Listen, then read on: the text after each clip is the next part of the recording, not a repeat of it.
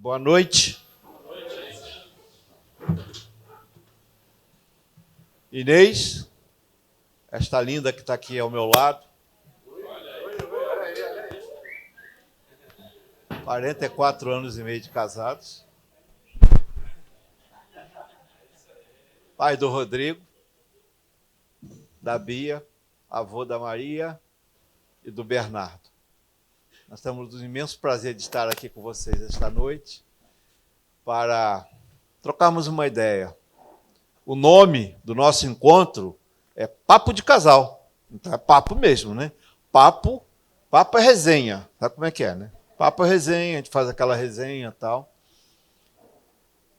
Nós coordenamos o encontro de casais aqui da Igreja Presbiteriana das Américas, já há 13 anos. Temos um grupo que trabalha conosco, que é o grupo executivo que a gente chama, que são mais 5 casais. E todos esses eventos de papos de casal e todos os demais eventos que nós vamos falar para vocês, tem na liderança um timaço de jovens casais. São 8 casais, se não me engano.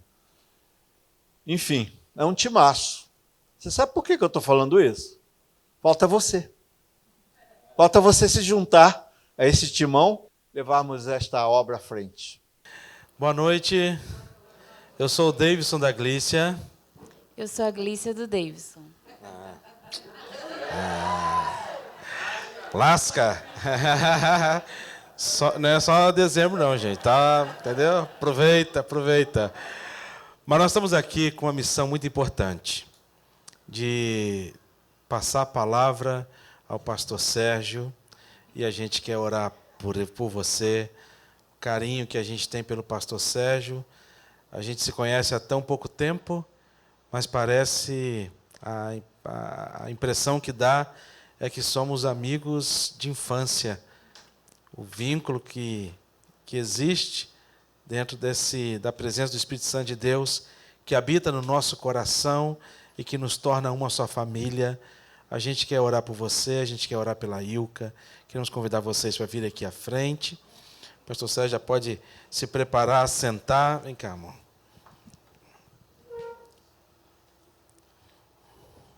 Isso aí, pastorzão. Com Ilka. Nós vamos orar. Quero convidar você a se colocar de pé. De maneira simbólica, você erguer uma das suas mãos aqui em direção ao pastor e à sua esposa. Nós vamos orar por eles. Ó Deus, traz a nossa mente cativa ao Senhor neste momento. Para que tudo que o Senhor tiver que falar para a gente, o Senhor fale através do teu servo. E nós, como igreja do Senhor, suplicamos, ó Deus, que o bálsamo do Senhor seja derramado sobre a sua vida. Bálsamo curador, renovador. Nós estamos enchendo o céu com o nome do pastor Sérgio, clamando ao Senhor, nas nossas orações e petições, pela sua vida. Sabemos que Ele é precioso para o Senhor, mas também é precioso para a gente. Nós louvamos ao Senhor por tudo que o Senhor tem feito, porque podemos dizer que até aqui o Senhor tem abençoado, e a gente tem plena convicção que o Senhor continuará a abençoá-lo. Sustenta, Pai, ele, a Ilka, toda a sua casa, que eles sejam sustentados por Ti, e que o Senhor use a Tua igreja para abençoá-los, ó Deus, nesta caminhada, para que em breve possamos glorificar o Teu nome ainda mais, Senhor Deus, em nome de Jesus. Amém. Amém. Boa noite. Eita, tá faltando a Pix ainda aí. Vou ver esse pessoal. Boa noite. Boa noite. Agora é o povo que... agora é o povo de Deus.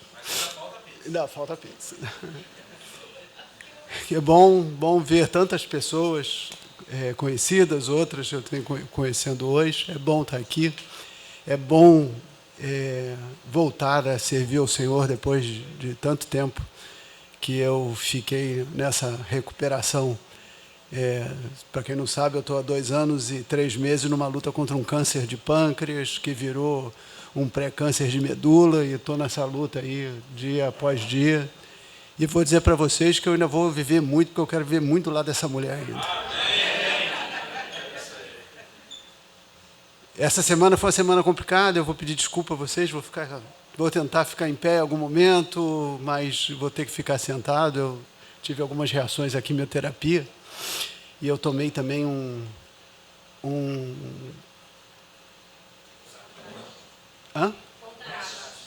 contraste. 2 litros de contraste oral, mais contraste venoso, e acabou comigo, me deu muitas reações. Entre elas, me deu diarreia. Então, se eu disser para vocês assim, fechem os olhos para orar, continuem os olhos fechados até eu voltar. Essa é a primeira indicação. A segunda indicação, não vão ao banheiro. Fiquem e esperem para ir em casa. Mas vai dar tudo certo, não tenho dúvida. Deus tem sustentado a cada dia. Nós vamos falar hoje, e aí eu já perguntei até, teve um pequeno atraso, aí quanto tempo eu tenho para poder falar? Aí disseram, não, fica tranquilo, você tem o tempo que você quiser. E eles vão aguentar 5 minutos e vão embora, mas você tem o tempo que você quiser para falar aqui. Eu não vou passar de 1h30, podem ficar tranquilos. E nós vamos falar hoje de uma coisa que é muito importante na relação entre um casal, que nós vamos falar sobre a comunhão, nós vamos falar sobre, não um contrato que se faz de um casamento, mas a aliança que a gente faz no casamento. E eu espero que seja bênção na vida de todos nós. A primeira coisa é que a gente tem um primeiro grande mito. Porque somos cristãos, o nosso casamento é perfeito. Amigo, eu só conheço um casamento perfeito, que é o Shrek e a Fiona. Fora esse, eu não conheço nenhum casamento perfeito, né? Eu agora mesmo estou mudando de casa, a gente está saindo da casa, eu estou mudando para um apartamento menor, e aí o cara me sensibilizou a sair mais cedo. Ele ligou para mim e falou assim, pastor, eu estou há 40 dias morando com a minha sogra. Eu falei, irmão, eu vou sair amanhã. Fica tranquilo que amanhã eu estou saindo. Então, a gente acha porque a gente é cristão não tem problema. A gente tem os mesmos problemas que todas as pessoas normais têm, porque nós somos normais. Nós somos homens e, como homens, somos falíveis, né? Inclusive, nós, né, que são tratados como super-homens, né, pastores, nós temos as nossas lutas, os nossos problemas, os nossos anseios, e nós não estamos livres de forma nenhuma de ter problemas na área do casamento, nessa área tão importante que é na nossa vida. Se a gente olhar a Bíblia, você vai estar recheado. Uma coisa interessante na Bíblia, né, é essa forma como Deus fala com a gente, porque Ele não esconde nada. Ele mostra toda a falha humana e mostra tudo aquilo que aqueles homens que Ele escolheu falharam. Todos os erros que aqueles homens que foram considerados, se a gente olhar nomes aí, nós estamos olhando cada nome aí, que né, até novela já virou, né? Noé, Abraão, Ló, Jacó, Isaac. Todos esses caras tiveram problema com família, né? A gente teve o cara que não conseguiu fazer com que a mulher seguisse a direção dada por Deus. Vá em frente e não olhe para trás. A mulher olhou para trás, virou o quê? Estátua de sal. A gente tem, se quiser ir lá no outro extremo, a gente tem Davi, né? Tem bicho para falhar que nem Davi, deixa a gente até tranquilo, né, cara? Porque assim mesmo ele ainda tinha um coração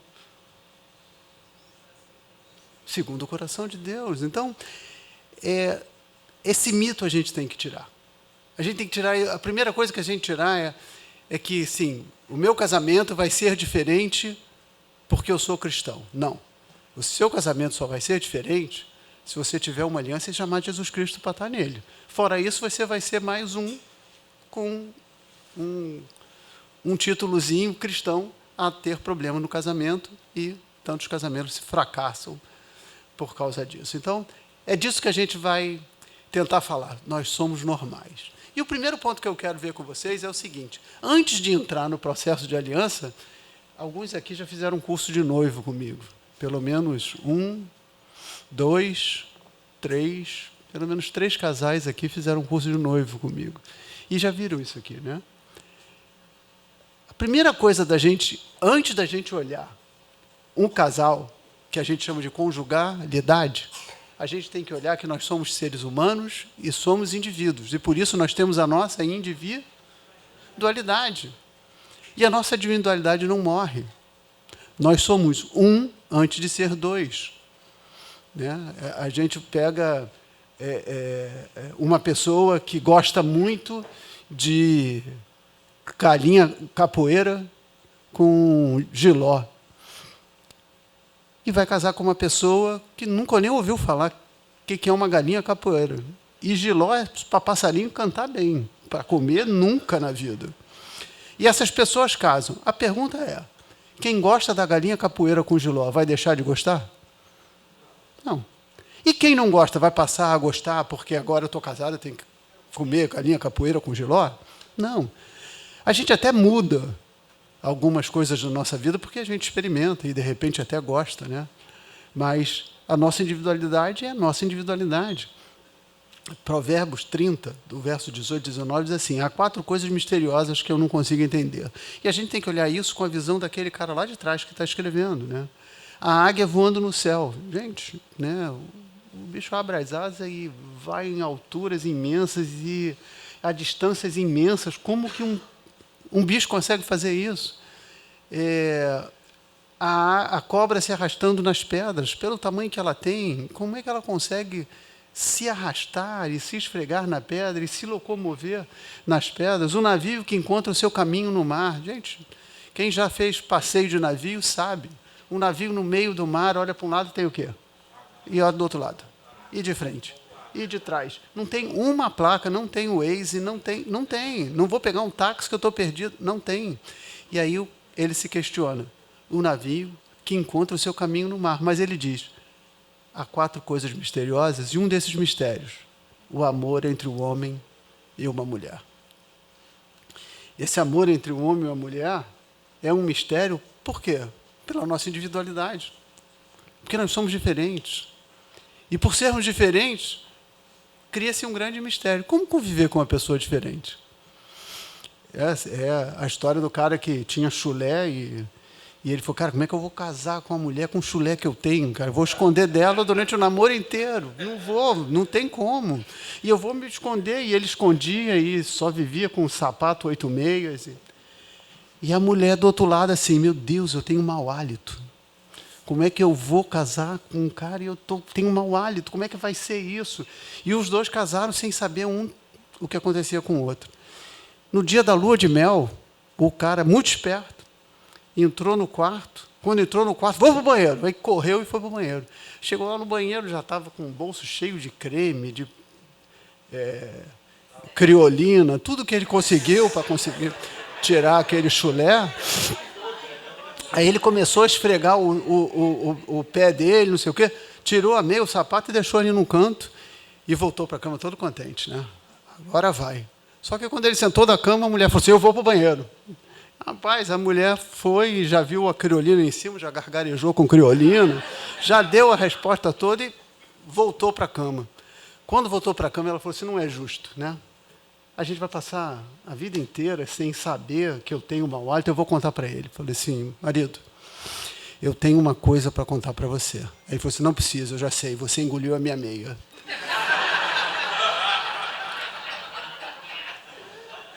Nós precisamos entender que somos pessoas diferentes. E por sermos de pessoas diferentes, sabe qual é a grande sacada disso tudo? É que quando eu descubro que eu sou um cara diferente, antes de entrar no casamento com a minha individualidade, eu descubro também que para um casamento, para uma conjugalidade ser sadia, eu preciso ser um indivíduo sadio. E o grande problema, aqui não, tá, gente, que eu sei que todo mundo aqui é tranquilo, todo mundo normal, mas na França vocês não imaginam o que tem de problema, gente, com casamento, com homens, com mulher, que vão se conhecer às vezes durante o casamento. E essa saúde, ela é necessária individualmente para que a sua conjugalidade seja saudável. Eu vou afirmar a vocês que não existe um casamento saudável com pessoas doentes. Emocional, espiritual, corpo, alma e espírito. Se a gente não tem uma saúde na nossa individualidade, nós vamos adoecer o nosso casamento. E infelizmente, o Walt Disney prejudicou muito o entendimento disso, né? Porque o Walt Disney colocou uma princesa e disse, encontrei a minha cara metade. Encontrei aquele que vai me complementar. E não foi isso que Deus falou. Deus, quando institui o casamento, não diz, eu vou colocar para você uma mulher que vai fazer com que você, homem, que é só 50% homem, vire 100% a partir do momento que ela chegar. A matemática de Deus não é essa. A matemática de Deus é uma pessoa saudável com uma pessoa saudável, casamento saudável.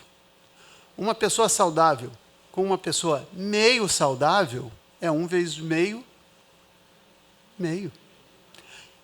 Meia pessoa saudável com meia pessoa saudável, ou seja, um homem meio saudável que conta com uma mulher e casa com uma mulher meio saudável, o casamento vai ser 1/4, nem a metade de saúde o casamento vai ter. Essa é a matemática de Deus. E é assim que a gente tem que enxergar a vida. E dentro dessa área de 1 antes de ser 2, a gente tem que ver o todo. Áreas de comportamento. Nós somos seres humanos com individualidade e reagimos diferente. Né? Por exemplo, falta luz.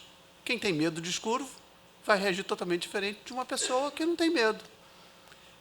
Né? Eu costumo sempre citar esse exemplo nos cursos de noivo. Né? Imagina 2 famílias. A primeira família é tranquila. Mora em Madureira. Tem alguém que mora em Madureira aqui?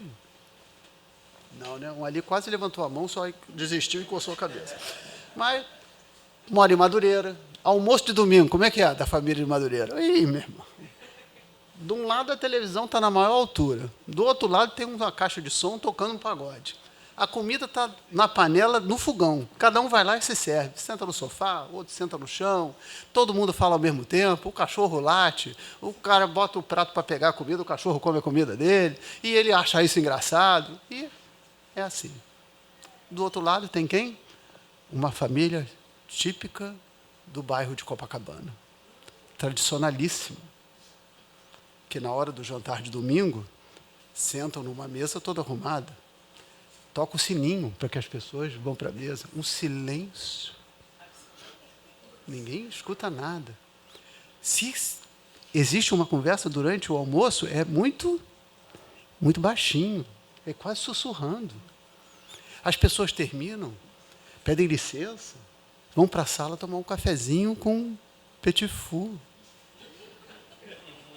Aí sabe o que aconteceu? O filho de Madureira casou com a filha de Copacabana. O casamento começou a dar problema. Quem é o culpado? A Madureira.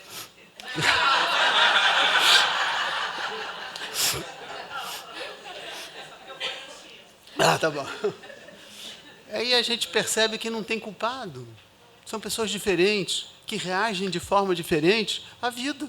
Por quê? Porque vieram de famílias diferentes. E não conseguem uma adaptação para entrar numa conjugalidade diferente. E começam a se debater durante o casamento porque não se prepararam na sua saúde para que o casamento fosse saudável. E você tem pessoas que reagem de forma diferente, e tem essas coisas aí que nem eu gosto de dar curso, né, que é fleumático, sanguíneo, colérico, melancólico, e você vai se encaixando dentro deles. E você vai se escondendo atrás disso tudo para as suas reações. Mas você vai empurrando o relacionamento com a barriga. Alguns com a barriga maior empurram mais rápido, outros empurram menos rápido, mas vão empurrando com a barriga. Tem o processo da ordem psicológica. Gente, talvez nós estejamos vivendo um período da humanidade onde existem mais almas feridas. A liberdade que aconteceu no mundo de uma forma geral, fez com que não houvesse mais respeito, que as pessoas não fossem mais a sua individualidade, mas as pessoas são fechadas nela mesma, egocêntricas. Somente ela, eu estou aqui para que eu seja feliz, não interessa em quem que eu vou pisar. E levam isso para uns relacionamentos dentro de casa, pai, mãe, filhos, irmãos, casamento. E o individualismo toma conta do mundo. A ponto de, hoje em dia, a idade de casar hoje é 50 anos, 40 e tantos anos. Por quê? Primeiro eu tenho que resolver a minha vida pessoal. Eu tenho que fazer a faculdade, depois da faculdade fazer o mestrado, depois fazer o mestrado, conseguir um bom emprego, depois conseguir emprego, ser diretor, aí eu vou casar. Agora, até lá não tem casamento, não. Até lá eu não posso, que eu não consigo dedicar a minha vida e dividir, né, o meu tempo, porque eu não tenho nem tempo. Problemas formados e desenvolvidos durante a criação, o DNA geracional. Isso é uma das coisas que mais afetam o casamento, né? Uma vez, num curso de noivo, eu tive um casal que a mulher chorando falou: pastor, eu sei que eu vou me separar. Eu fiz assim: por que, mulher? Tu está fazendo curso de noivo, já está dizendo que vai separar? Eu já sei que eu vou me separar. Por quê? Porque na minha família todo mundo se separa. E só dá certo no segundo casamento. Eu falei: vamos resolver isso agora. Estão casados, em nome do Pai, do Filho e do Espírito Santo, acabou. Vocês estão casados. Agora vocês estão separados. Pronto, estão no curso de noivo do segundo casamento. As pessoas encaram isso de uma forma como uma grande realidade. Vocês conhecem famílias em que a filha engravida aos 15 anos? Todas as meninas engravidam aos 15 anos. O que acontece com essa menina quando faz 14 anos e 11 meses? Tem que procurar um homem para engravidar, porque senão eu não vou fazer parte da minha família. Esse DNA geracional, ele corrói as nossas relações e faz com que a gente não seja o quê? Saudável. A nossa individualidade não é saudável, mas a gente não busca essa arrumação na nossa vida para entrar num casamento arrumado. E talvez hoje você, aí do outro lado, né, do microfone, ouvindo, e está pensando assim: caramba, eu tenho lá uns negócios que eu não resolvi. É isso mesmo. É isso mesmo. Grande parte das pessoas que casam não se preparam para casar. Um engenheiro faz 5 anos de curso. Você não consegue fazer 10 semanas de um curso de noivos. Até porque hoje dificilmente se encontra dentro das igrejas. E aí, como você não consegue, você não trata esses seus traumas. E você carrega esses traumas para dentro do casamento. Tive casamentos que o cara casou, namorou lá 2 anos, foram super fiéis na igreja, entre eles, e no dia da lua de mel o cara falou assim: agora vai. E a mulher falou para ele: ó, se você casou pensando em sexo, esquece, porque eu não gosto e não quero. Ela tinha os traumas dela. O cara parou e falou assim: lascou-se. Lascou-se. Se fosse dezembro, né? Ele estava igual aquele... quem está com filho e filha aqui, o negócio de coisa é de casar, tampa os ouvidos. O cara estava no Maracanã, e aí estava tendo um grande congresso sobre sexualidade no casamento. É um Maracanã entupido, cheio. Na época não tinha, ainda tinha geral, muita gente em pé, 160 mil pessoas no Maracanã, aquele Maracanã entupido. E aí o preletor, né, o palestrante, antes de começar, resolveu fazer um quebra-gelo e falou assim: bom, vamos lá, gente, quem aqui faz sexo uma vez por dia? Aí o Maracanã, eu. Quem aqui faz sexo uma vez por semana? Eu. Quem aqui faz sexo uma vez por mês? Eu. Quem aqui faz sexo uma vez por ano? O cara, eu. Esse rapaz, uma vez por ano, tu está nessa alegria toda. É hoje. Então eu quero declarar na vida de vocês que é hoje. Você pode repetir comigo? É hoje.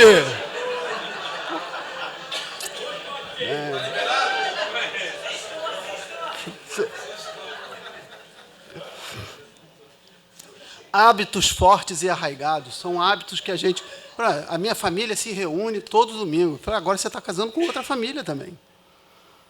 E os seus hábitos talvez tenham que mudar. Talvez você tenha que dividir a sua vida em 2. Uma semana na casa da família do seu marido, outra vez na sua família. Talvez você tenha que redefinir a sua programação de vida. São hábitos fortes e estão arraigados em você. E as pessoas levam isso e simplesmente, do jeito que são, como indivíduos, levam para a conjugalidade.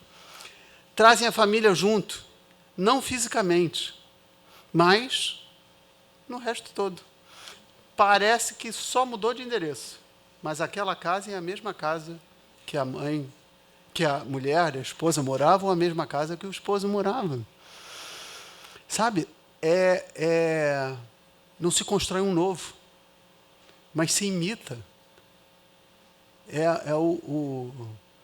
Eu chamo isso da síndrome da Elis Regina, né? Apesar de termos...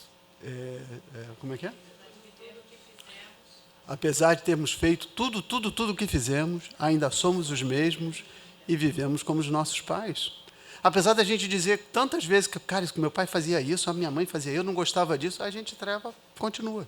Agora eu estou fazendo isso dentro da minha casa e eu sou o agente principal dentro dessa comédia. Gostos diferentes, né? A própria individualidade, comida, praia, montanha, são gostos diferentes. A gente tem que dividir, não tem como, né? E, rapaz, eu vou dizer para você, homem, então, é o seguinte: procure atender ao gosto da sua mulher. Faça com que ela fique feliz. Se ela gosta de comer pizza, coma uma pizza com ela uma vez por mês. Porque a recompensa vai ser fantástica depois disso. A valorização do irrisório, gente. Sabe, tem certas coisas que a gente para, aí a gente vai olhar o cara num gabinete, eu não, mas o pastor aqui pode dizer, porque só acontece isso na França, eu nunca estive lá, aqui no Brasil não acontece, porque nós somos pessoas muito diferentes. Mas casais que brigam porque um aperta a pasta de dente no meio e o outro aperta no fim. Gente, o outro briga porque você ronca. O outro briga porque eu queria dormir do lado direito da cama. Existe a valorização desse irrisório que se coloca num patamar acima do próprio casamento. Né? Tanto a pessoa que quer a pasta de dente apertada no fim, como a pessoa que quer a pasta de dente apertada no meio. Né? Quem, em sã consciência, não pode abrir mão de uma coisa tão irrisória quanto essa? Mas não, parece que é o quê? Uma competição. Se eu abrir mão, eu estou fazendo o quê? Estou perdendo. Eu não posso abrir mão. Eu não posso perder, eu estou competindo. Ela não é minha parceira. Ela é minha concorrente aqui, e eu vou ganhar dela. E não se trabalha junto. Então, esse cenário do 1 antes de ser 2 tem que ser muito bem resolvido. E eu digo para vocês o seguinte: faça uma avaliação da sua vida emocional, uma avaliação espiritual, faça avaliação do seu corpo e veja o que você precisa transformar em saudável para que o seu casamento melhore. Para que você consiga seguir os próximos passos, é melhor você resolver o passado. E aí o caminho do homem com a sua mulher, a origem do casamento. Aí ele disse: agora vamos fazer os seres humanos que serão como nós, que se parecerão conosco, terão poder sobre os peixes, sobre as aves, sobre os animais domésticos e selvagens, e sobre os animais que se arrastam pelo chão. Assim Deus criou os seres humanos. Ele os criou parecidos, à imagem e à semelhança de Deus. Ele criou homem e mulher, e os abençoou, dizendo: tenham muitos e muitos filhos, espalhem-se por toda a terra e a dominem. Né? Essa é o caminho do homem ao encontrar com a mulher. O homem não era um cara que precisava de um complemento, porque ele não era imperfeito. Se ele era a semelhança de Deus, ele foi feito à perfeição de Deus. Depois vem o pecado e é outra coisa. Então, não tem essa de 50%, a outra metade da maçã. Por isso que eu tenho que entrar inteiro no casamento. Você entende que Deus é um ser completo? e que se você foi feito à imagem e semelhança dele, você é um ser completo? E que para continuar a sua vida conjugal, você precisa ser completo? Embora haja diferença entre um homem e uma mulher, ambos são iguais no valor. A Bíblia não diz lá, então eu vou fazer o homem que vai ser mais importante que a mulher, então eu vou fazer o homem que vai ser... Não, não diz. Pelo contrário, diz lá, criou os seres humanos. Foi assim que os seres humanos foram criados. Ambos foram feitos para se relacionarem e dependerem um do outro.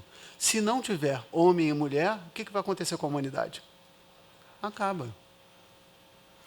Então, não adianta a gente querer constituir famílias que não seja pelo caminho que Deus traçou, homem e mulher. Não vai constituir uma família. Por quê? Porque acaba, o mundo acaba. Não tem mais filhos, e estava lá, tenham filhos de montão. Né? Ambos ficaram responsáveis pela continuação da raça humana. Então, para continuar a raça humana, homens e mulheres são iguais perante Deus. Ambos deviam controlar e dominar a terra. Ambos. Juntos.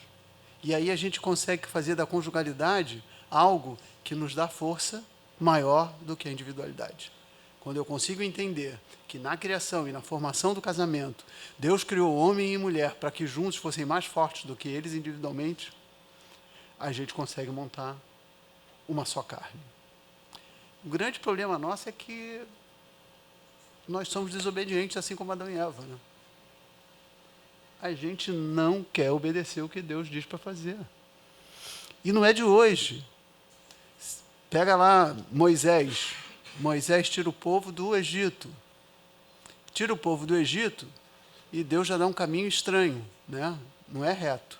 A menor distância entre dois pontos é uma reta. Deus já fez um zigue-zague com aquele povo. Por que demorou tantos anos para que aquele povo chegasse na Terra Prometida? Por quê? Se a gente parar hoje para pensar, é simples. A gente já viu a história toda.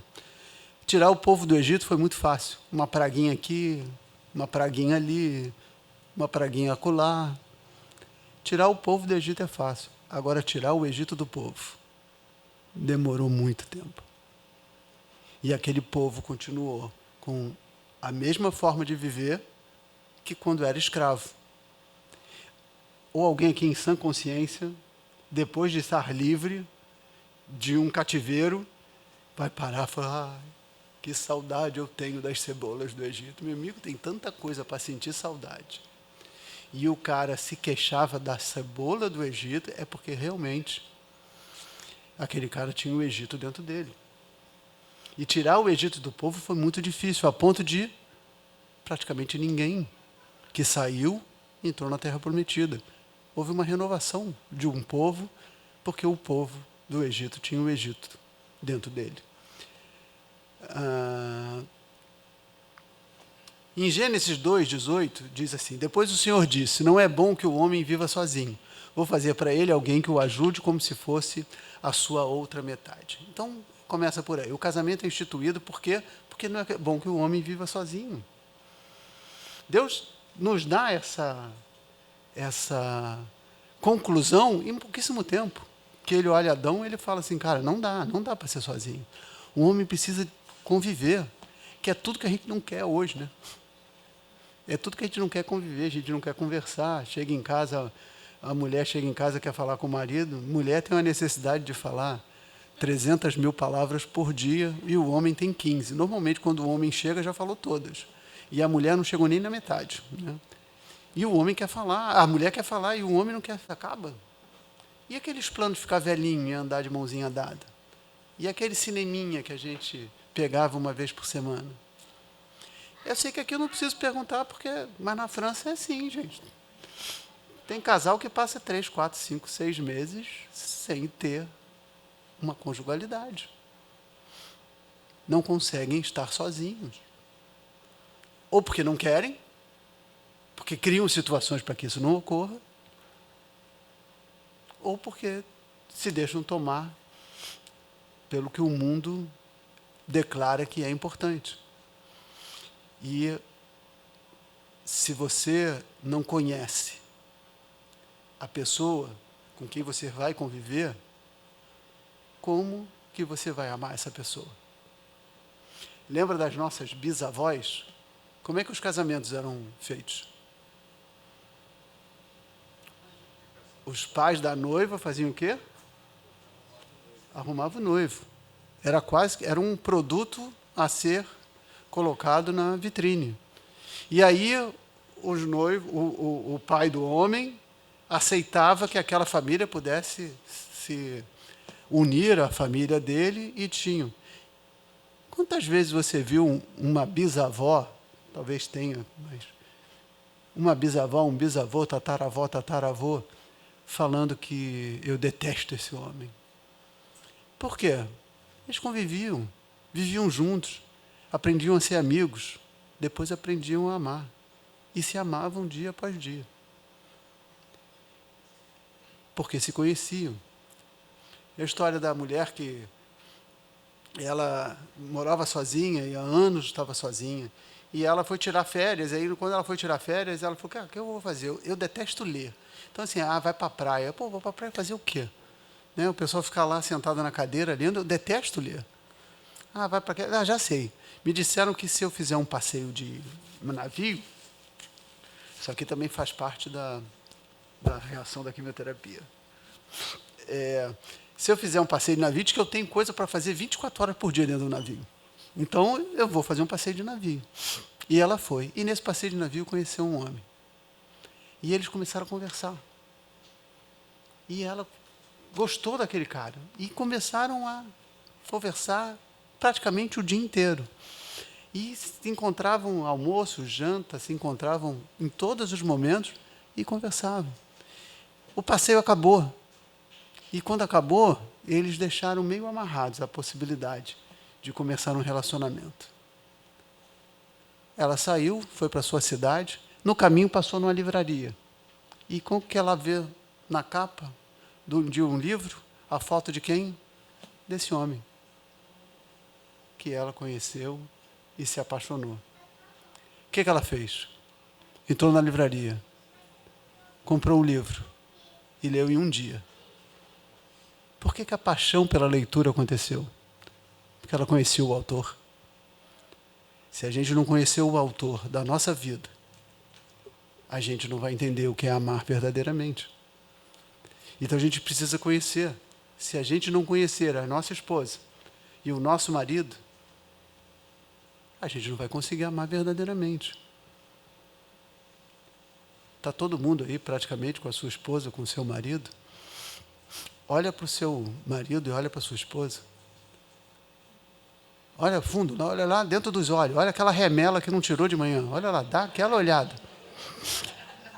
Agora chega e fala assim para ele e para ela assim: eu te amo. Aí a pergunta é: qual foi a última vez que você fez isso? Qual foi a última vez que você teve o prazer de ouvir a tua mulher ou o seu marido dizer eu te amo?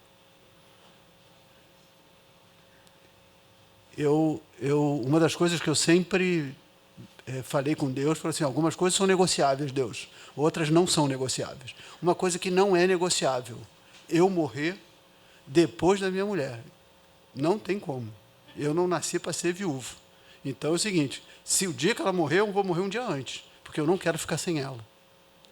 Porque a minha vida hoje não tem sentido sem ela, não, obviamente, no sentido espiritual, mas no sentido de ser uma só carne.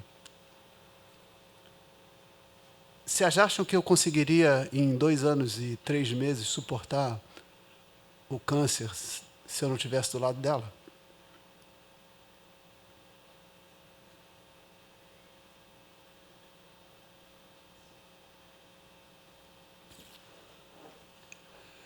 Vocês imaginam o sofrimento dela do meu lado? Talvez, não sei se igual. Quando você conhece uma pessoa, você quer estar do lado sempre. E hoje eu digo para Deus, não que eu quero morrer antes, mas que eu quero passar muito tempo ainda do lado dela. Ainda tem muita coisa que eu quero fazer. E não é coisa muito difícil, não. Tem muita coisa fácil para fazer. E eu quero fazer ainda muita coisa. Homem e mulher se relacionam um com o outro. Existe relacionamento. Tem que existir relacionamento. Gente, vocês sabem qual é um dos maiores problemas dos casais novos nos dias de hoje? Essa hora é bom a gente ser velho, né? Porque nós somos do tempo em que os gabinetes eram invadidos por maridos que diziam: pastor, o senhor tem que me ajudar, minha mulher não quer fazer sexo. Hoje em dia as mulheres estão nos gabinetes dizendo assim: pastor, esse cara não quer nada comigo. Mas como? Como não quer nada? Não, ele chega em casa, passa 3, 4 horas no videogame. Eu falei: pelo amor de Deus. 3, 4 horas de videogame. O homem novo, né, ele aprendeu a ser tão autossuficiente no sexo que a pornografia transformou o sexo em nada. Então, cara, sexo uma vez por mês, por 2 meses, por 3 meses, tá bom demais. Por quê? Porque eu sou autossuficiente.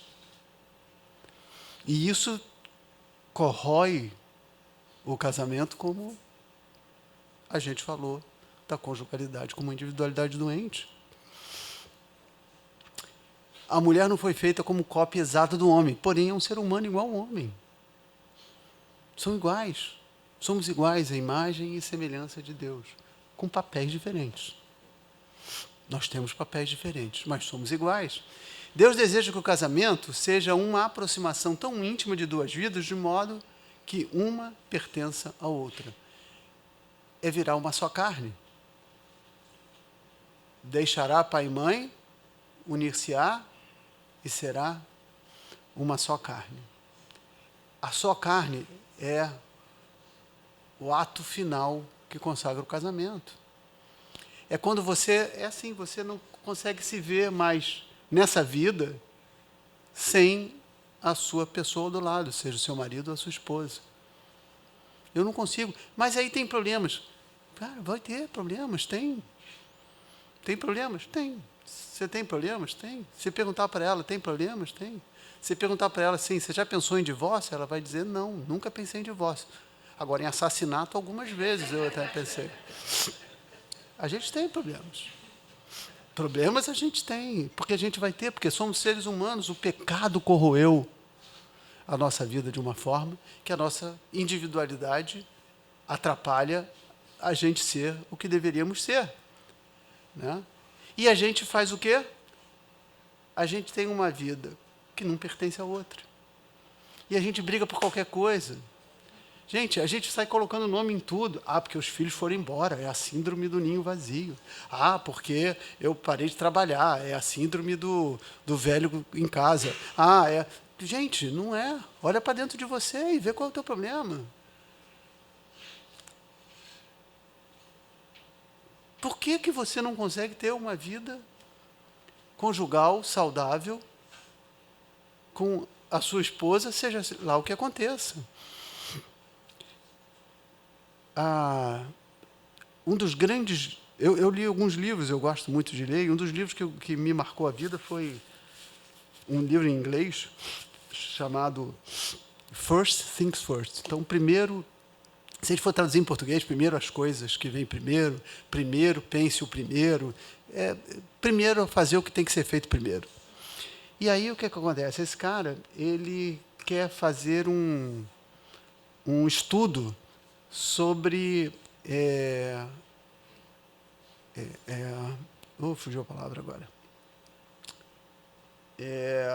Não é ser metódico, é disciplina. E ele quer fazer um estudo sobre disciplina. E ele fala assim, cara, eu tenho que procurar um lugar onde tenham pessoas disciplinadas. E ele vai para os Marines. E ele falou assim, eu vou passar alguns dias com os Marines. Chegou lá, o oficial do dia recebeu ele, deu para ele qual era a programação da semana, e ele falou, ótimo. Ele falou, tá aqui, todo dia de manhã é o descanso deles, eles almoçam, aí eles vão estudar, aí depois eles têm as atividades físicas, poxa, mas é ruim, né? No sol, não. Pois é, mas eles não vão encontrar lugares que sejam bons para eles estarem fora, então a gente faz assim, e aí eles dormem tantas horas, acordam a hora que querem, e de manhã é um tempo livre. Tá bom. Foi dormir, começou a fazer as anotações dele, do que ele iria fazer no outro dia de tarde, à noite, não sei o quê.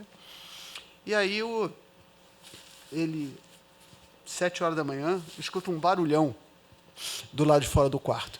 Quando ele chega do lado de fora, estão os marines todos saindo. Todo mundo saindo, de shortinho, tênis, camiseta, 1, 2, 1, 2, 1, 2. E falou, rapaz, deve ter tido alguma atividade extra aí, né? Aí ele foi, tomou café, ficou esperando, o pessoal voltou, ele, pô, vou vir aqui. Vocês tiveram atividade extra hoje? Ele falou assim, não, hoje foi um dia comum. Ele falou, ué, um dia comum, mas o oficial do dia me disse que de manhã era um dia de descanso. Ele falou, a gente faz isso porque a gente quer. Aí falou, vocês são malucos, cara. Vocês fazem 4 horas de atividade físicas durante o dia, ainda vão pegar a parte da manhã, ainda vão fazer mais atividade física. Aí o cara falou assim, olha, o dia que eu tiver uma missão para cumprir, eu vou entrar num avião e vou pular de um avião. Os meus joelhos são os meus amortecedores. Se ao descer, eu lesionar os joelhos, eu vou ficar para trás. Depois eu vou para a missão. Ao término da missão, eu tenho que correr de volta para o ponto de encontro. Se eu não chegar a tempo, eu vou ficar para trás. Então, é melhor que eu me prepare hoje, no tempo bom, para que nos tempos das dificuldades, eu esteja preparado para as dificuldades. Você imaginou se a nossa vida espiritual fosse assim? Se a gente, no tempo bom, se preparasse para os momentos difíceis? Se a nossa vida emocional fosse assim? Nos tempos bons, a gente se preparasse para a vida difícil? Eu tenho um jargão que me acompanha há alguns anos. Como é que você está? Eu falo, eu estou melhor do que eu mereço. E quando eu descobri o câncer, eu falo um pouco mais alto e um pouco mais firme. Eu estou melhor do que eu mereço. Porque é a convicção de que Deus tem um propósito na minha vida, independente do que vai acontecer. A nossa lápide tem a data do nascimento e a data da nossa morte. Mas o que vale é o traço que a gente viveu. Então eu vou viver o dia de hoje como se fosse o último. E eu agradeço de manhã, falo, Senhor, obrigado pelo dia de hoje. E vou dormir, Senhor, obrigado pelo dia que eu vivi. E acordo de manhã e falo, Senhor, obrigado pelo dia de hoje. E eu preciso ter essa força para viver bem o dia. Mas se eu não tivesse me preparado, a gente vê quantos pastores que são diagnosticados com câncer que caem. O cara morre em pouco tempo porque se entrega. Porque talvez não tivesse se preparado. Viver o que prega é complicado. Viver o que a Bíblia diz é complicado. Uma vez eu falei numa igreja que a média de idade era 97 anos. No final que eu preguei, a senhora veio falar para mim, você não diga que a vida com Deus é complicada. Você está falando uma heresia. Eu falei, sim, senhora, desculpa. Gente, é complicado. É complicado. Sabe por quê? Porque o pecado nos leva sempre para o caminho errado. Se não fosse assim, estaria tudo bem. Todo casamento seria fantástico. Não teria problema. Mas não é assim.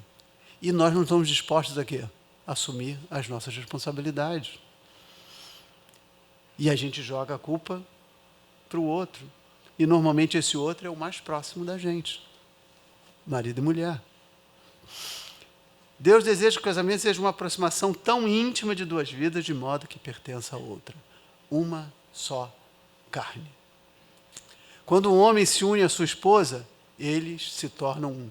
Essa é uma conclusão fantástica do que Deus fez quando criou o casamento, que é transformar dois seres em um único ser. Exatamente isso que ele está dizendo. Vocês se tornam um. Esta harmonia inclui corpo, alma, a mente e o espírito. A matemática de Deus é 1 vezes 1. Você não pode entrar pela metade. você não pode entrar por um quarto. Vocês dois não podem entrar pela metade. E aí, gente, como é que tudo desaba? Deus faz o homem, Deus faz a mulher, Deus cria o casamento, Deus cria a fantástica conta do 1 vezes 1 igual a 1. Deus cria o fantástico conceito de ser uma só carne, mas vem a desobediência. Talvez um dos maiores problemas da nossa vida, ser desobediente. Eu fiz até um exercício da última vez que eu falei com os homens, falei com as mulheres, que as mulheres têm muito problema de submissão. Então, quando eu falo de submissão, eu gostaria sempre de orar pelas mulheres, porque eu sinto que isso é um peso para elas. E aí eu fiz assim. O que as mulheres fizeram? Se levantaram. Aí eu falei, não, pode sentar. Eu falei que eu tinha vontade de orar, mas não vou orar por vocês, não. Mas é muito bom saber que vocês conseguem ser submissas a um homem que vocês nem conhecem. Que por um simples ato de fazer isso, vocês ficaram em pé. E aí a gente para olhar isso e a gente vê a desobediência daquilo que Deus falou. Deus falou que o homem ia ser o Zé Mandão e a mulher ia ser escrava? Não. Deus falou que os dois juntos iam ser uma só carne. Mas que o homem tinha que exercer o seu papel de homem. A mulher exercendo o seu papel de mulher. Na hora do conflito, o homem tem que tomar a posição. Essa semana, a Ilka estava comigo, a gente teve uma experiência, até pelo que eu estou passando, né? Eu tenho um carro novo, 1920 novo, e ele parou na linha vermelha. Eu indo para fazer um exame. E aí criou aquele tumulto na linha vermelha, estava atrapalhando o trânsito. Aí eu falei, Ilka, senta aí no volante que eu vou empurrar o carro. Ela assim, não, eu vou empurrar o carro. Eu falei assim, Ilka, senta no volante que eu vou empurrar o carro. Ela falou assim, não, você não pode empurrar o carro. Eu falei, Ilka, senta no volante que eu vou empurrar o carro. Sim. Aí ela sentou. Sabe o que ela veio dizer para mim? Por quê, né? Assim, eu falei assim, porque alguém tinha que tomar uma decisão naquela hora do que fazer. E eu tinha tomado. Não é seu papel empurrar o carro, esse é meu papel. Eu vou empurrar o carro. E o comentário dela. Naquele momento eu me senti amada. Por um homem. Amigo, vou dizer para você, eu tenho hoje, se eu tiver 1% de massa muscular, é muito. Estou com 59 quilos, 1,81 m. Eu parei para trás do carro e falei assim, oi, seja o que Deus quiser, bota os anjos empurrando aqui para eu não passar vergonha. E eu fui lá para trás, botei as mãos e comecei a empurrar. E aí apareceram dois anjos do lado, um do lado do outro. Vamos, irmão, vamos que eu vou, vamos. E a gente empurrou o carro e o carro foi para o lugar. E eu agradeci. E ela falou assim, eu me senti amada naquele momento, a ponto de dizer assim, enquanto eu estiver aqui, você não precisa empurrar um carro. A submissão é essa, nós estamos em uma mesma missão, tirar o carro do meio da pista da linha vermelha. Mas em algum momento alguém tem que tomar uma decisão. E essa decisão precisa ser tomada para que as coisas não parem. Lembra do avião que caiu na TAM, em São Paulo? Se você pegar a caixa preta, você vai ver o piloto dando o comando levantar voo lá para o copiloto. Falou assim, não, pode decolar, você vai fazer a decolagem hoje. Deu problema. Quando deu problema, na hora o piloto falou o seguinte, agora é comigo. Talvez o copiloto fosse tão preparado quanto ele, mas agora é a minha responsabilidade. Agora é comigo. E ele tomou um manche. E muitas vezes a gente precisa tomar um manche nas mãos. Nós, como homens e como mulheres, dentro do nosso papel. Desobediência às ordens de Deus. Se a gente seguisse o que está aqui, pega lá. O que a Bíblia fala de desobediência. Quantas e quantas gerações de judeus penaram por desobediência. Claro. A questão da guerra da Ucrânia me chamou muita atenção. Os maridos despedindo das suas esposas, dos filhos, salvando as esposas, os filhos, e permanecendo para poder batalhar por elas. Exatamente. Exatamente. É o momento da gente ser o que viemos para ser. Só que hoje a gente vive, eu falei isso da outra vez, não vou repetir muito, mas a gente vive uma geração de homem frouxo, em que os homens não querem tomar atitude, não querem fazer o que precisam fazer, e se puderem ficar deitados o dia inteiro, olhando as coisas acontecerem, está fantástico. Aí o que acontece? Veio a desobediência, vem o pecado, abandonam o plano de Deus nas suas vidas. E aí entra o grande problema do casamento. Por quê? Porque ao fazerem isso, eles saem da condição da perfeição humana para a imperfeição humana. E aí os casamentos passam a ser. Eu sou perfeito? Eu sou muito imperfeito. Mas eu tenho uma mulher que sabe que eu sou imperfeito e que sabe que ela é imperfeita. E que sabe que a gente junto pode construir uma conjugalidade mais perfeita do que a nossa individualidade imperfeita. E aí a gente consegue fazer várias coisas melhores do que se cada um tivesse sozinho. As coisas que eu consegui na vida, depois de casado, né, eu devo estar junto com ela. Se eu não estivesse com ela. E todas as coisas que eu ganhei e as coisas que eu perdi. Porque muitas das coisas eu tive que perder para ficar bem. E aí começam a se sentir culpados, começou a culpar um ou outro pelas suas falhas, né? A mulher aprende rápido com Adão. Adão fala assim, ó, não tenho nada com isso não.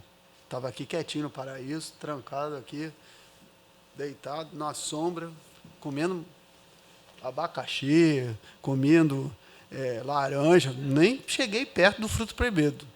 Aí, a mulher que tu me deste. Foi ela que trouxe aqui. Ah, é? E aí, Eva? O que aconteceu? Eu falei, eu? Não tenho nada com isso não, foi o diabo. Foi ele que foi lá e futucou a minha vida lá e eu acabei comendo o fruto proibido. E assim, né, a gente vai jogando a culpa um para o outro, a gente não resolve os problemas e segue num casamento com problemas. Deixar, unir e tornar-se uma só carne. Essa sequência tem que ser feita. Nós precisamos deixar pai e mãe de uma forma integral. Seja ela financeiramente, seja emocionalmente. E sempre que alguém falar, eu vou casar, vou morar com meu pai e minha mãe, eu falei, mas pastor, foi amigo, mora num quarto, mas não mora com seu pai e sua mãe. Você já vai iniciar um casamento com toda uma influência de vida conjugal pelo seu pai e pela sua mãe. Não faça isso. E aí a gente vê um monte de problemas acontecendo por causa disso. Isso é tão importante, deixar unir se tornar-se uma só carne, que na Bíblia é repetido 4 vezes. 4 vezes é afirmado isso. Quando um desses lados falha, o casamento está sujeito a todo tipo de dificuldade e problemas, inclusive o divórcio. O divórcio seria a quebra da... Não, porque a aliança não tem quebra. Quem tem quebra é contrato. A aliança não se quebra nunca. Lembra quando vocês casaram, o pastor, ou o padre, ou o ministro religioso que casou vocês, falou, eis aqui a aliança, esse anel é feito de um material puro, ouro, não tem início e não tem fim, como o seu casamento, não tem quebra. Não tem. O título do nosso dia de hoje era a aliança como uma bênção de Deus, quando Deus está na nossa vida. É quando fazemos essa aliança 3. O plano de Deus para o casamento é o alvo a seguirmos. Então está aí. Que alvo eu preciso seguir para que meu casamento dê certo? O alvo de Deus. Qual é o alvo de Deus? Uma só carne. Olha de novo aí para o teu lado. Está aí só uma só carne. Eis a isso uma só carne.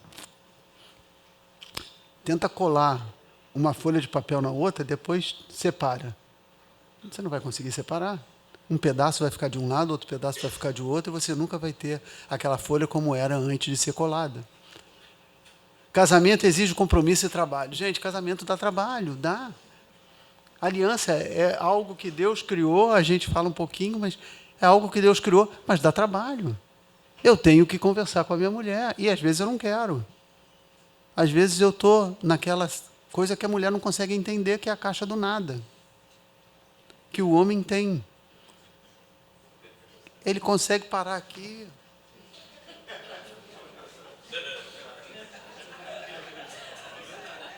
Meia hora depois a mulher, está pensando em quê? Nada. Ela, cara, impossível. Você está meia hora aí, não está pensando.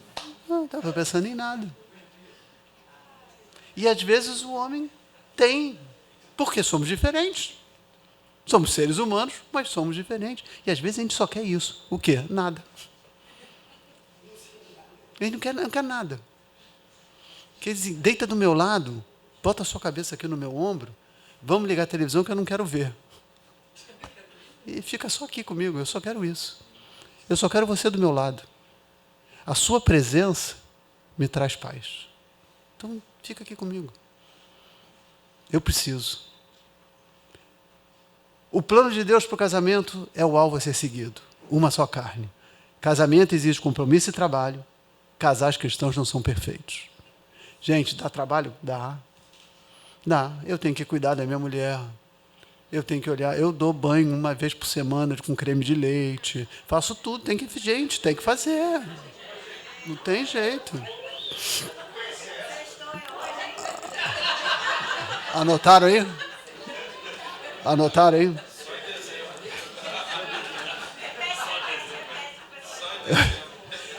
Apesar das nossas imperfeições, apesar do trabalho, o compromisso que precisa ser feito, apesar de tudo, seguimos o alvo, que é o plano de Deus. E aí você vai entrar num casamento e sabe qual é o problema? Com a sua individualidade mal feita, você acredita que vai conseguir? Cara, um monte de noivo diz que não. O cara já casa pensando na separação. Cara, qual é a forma mais fácil de eu me separar depois? Eu sou meio... É bom, né? Porque vocês já vão ficar sabendo. Às vezes, eu sou meio assim, sem paciência. Principalmente quando entra casal que chega e fala assim, pastor, eu vim aqui com a minha mulher porque é a última chance que a gente vai dar para o senhor. Porque o nosso casamento está acabando. Eu falei, meu amigo, vai para o advogado ali, que ele vai resolver muito mais rápido o divórcio do que você sentar comigo e querer que eu resolva o seu problema. Você quer resolver o seu problema jogando para mim a responsabilidade? É que nem quem conhece o crente das 6? Rapaz, minha vida está tão difícil, 6 horas por mim aí. Sou eu que tenho que tomar as minhas atitudes, eu que tenho, você sabe o que você tem que fazer, está aqui. Você casou, você fez o seu... Bom, hoje em dia tem que até olhar se fazem mesmo os seus votos, mas você fez os seus votos na alegria, na tristeza, na saúde, na doença. A aliança resulta em algo muito maior e melhor do que a felicidade. Primeiro, assim, se você casou para ser feliz, eu vou te dar uma péssima notícia, você não vai conseguir. Porque o seu papel no casamento não é conseguir a felicidade, mas é fazer alguém feliz. Então, essa pessoa que está do seu lado é o seu alvo de felicidade, não você. Não é para você que você vive. Você vive para ele, para ela. E aí, o amor aumenta. E quando você faz uma aliança com Deus, isso é maior ainda, porque aí entra a maturidade, a intimidade e nasce o verdadeiro amor. Um amor que não se corrompe. Um amor que não se corrompe, porque eu não quero. A coisa que eu não quero fazer é magoar essa mulher. Eu procuro frear, mas o meu ouvido também tem que estar preparado para ouvir e saber que aquela mulher me ama. Se ela me ama, ela não está fazendo por maldade. Ela me ama. É preferível construir uma aliança antes do que ficar ajustando o relacionamento depois. Gente, tem gente que casa que nem começou a entender o que é o casamento e já casou. E o que acontece é que, no meio da viagem do avião, ele descobre que não abasteceu o avião, que está faltando a porta, que não tem uma poltrona e que ele quer chegar do outro lado da terra. E aí você tem que consertar isso tudo como? o avião em voo. É muito mais difícil do que você parar, se aliançar com Deus, entender o que é isso e verdadeiramente cumprir o propósito dele. Falta estabilidade a maior parte dos casamentos. É que nem essa casa aí. Você faz de qualquer jeito, você casa de qualquer jeito, você não está nem aí, e aí depois a gente vai consertando. Uma das realidades mais tristes no mundo é as pessoas estarem se casando com a mente voltada para a possibilidade da separação. A pessoa já casa pensando na separação. Isso é contrato, não é aliança. A aliança com Deus é uma só carne. Se tem separação, se tem uma quebra, não é aliança, é um contrato. O contrato tem início, meio e fim. Com a falta de segurança na aliança, em um dado momento as relações matrimoniais ficam vulneráveis quanto à saúde desse relacionamento. Se tanto o homem, o marido como a esposa, não sentirem firmeza na conjugalidade, eles vão ter problemas no casamento. Essa falta dessa segurança. A aliança nos empodera a enfrentar os problemas de frente e não nos aspectos periféricos. Gente, acredita. Lá na França é assim. As famílias estão cheias de problemas, mas está preocupado com o papel higiênico que você comprou. Lembra lá atrás? As coisas que não têm valor, mas você fica só se debatendo. Eu pela minha experiência de alguns anos, trabalhando com casais, poucos casais eu vi entrarem no meu gabinete que tinham motivos sérios e reais de separação. A maioria eram os periféricos. Os periféricos eram suficientes para que eles pudessem terminar um casamento. E se esquecem disso, aliança. A aliança que você fez foi com quem? Com a sua esposa, com o seu marido e com Deus. Ser empoderado nesse momento para enfrentar o problema de frente. Agora você só tem só o Criador, só. Para poder te ajudar no que for necessário. O resultado é que o casamento é renovado sempre. Eu renovo meu casamento sempre. Eu faço planos com a minha esposa sempre. Em dezembro de 2019, disseram para mim que eu tinha 45 dias de vida. Eu continuo sonhando, eu vou fazer missões. Estava conversando hoje com o pastor. Eu vou para o Nordeste fazer missões, eu vou para o sertão, eu amo isso. Nós vamos passar um período e vamos fazer, como é que é? Mochilão na Europa. Eu continuo fazendo sonho. Se você tem dinheiro, não, mas o sonho eu tenho, e vamos continuar no sonho, e vamos lá. E, por enquanto, eu vou para Passa Paris, eu vou para outros lugares da Europa. Né?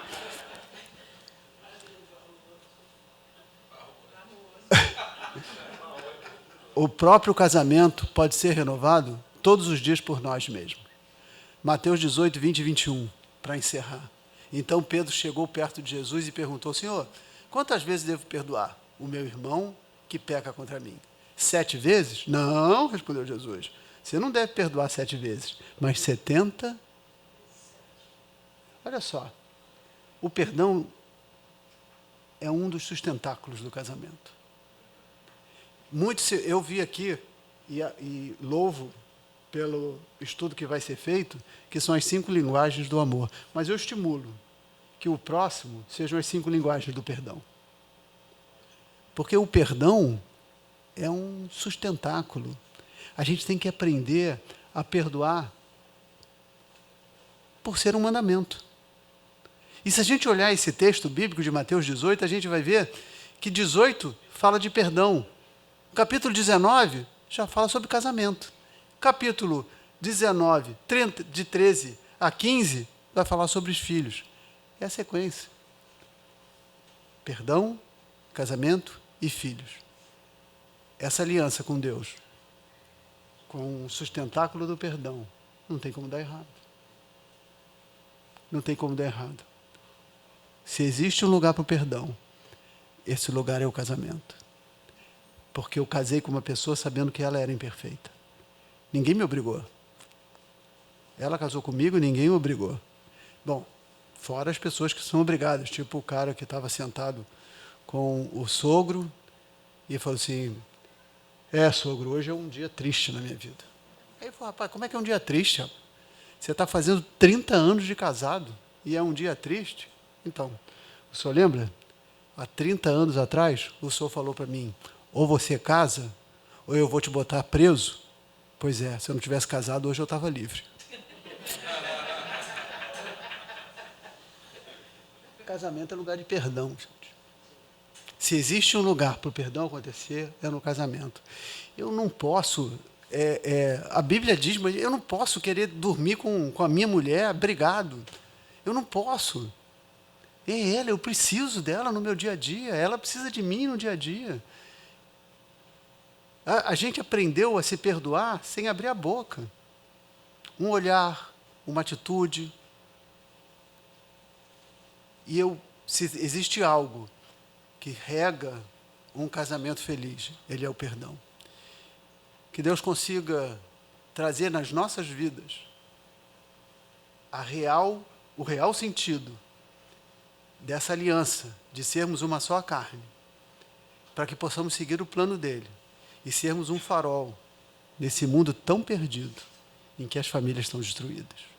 Que Deus possa abençoar a sua vida, mas que você também hoje possa, agora, aonde você está, se colocar de pé e dizer para o Senhor assim: eu quero ser instrumento, esse instrumento de ser farol nesse mundo de escuridão com a minha família.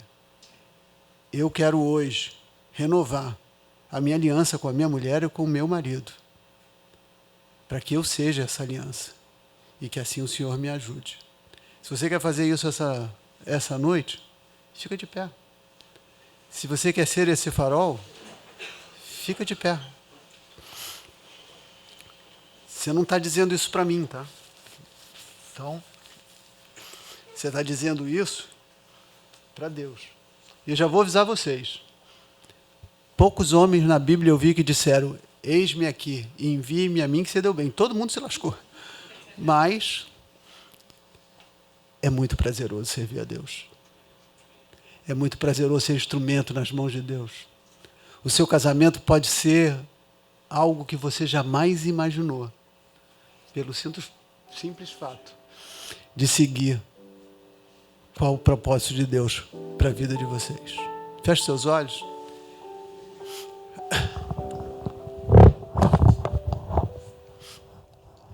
Pai Santo e querido, eu, junto com os meus irmãos aqui, Senhor, nos colocamos diante de Ti, para dizer, Senhor, que queremos ser instrumentos nas Tuas mãos, em primeiro lugar, para sermos uma só carne.